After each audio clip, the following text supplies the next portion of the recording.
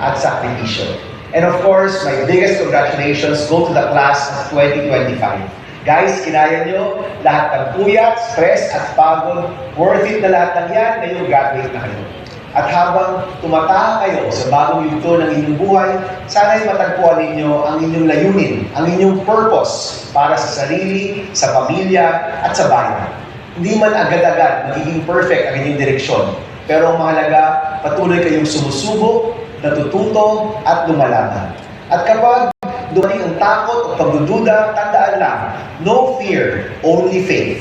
Huwag matakot, magkaroon ng tiwala sa Diyos, sa ating mga kaibigan, at sa ating bayan. Mabuhay po ang kabataang Pilipino, nasa inyo ang pag-asa ng bayan. Congratulations to the class of 2025. Thank you so much, Senator Bam, for an encouraging message.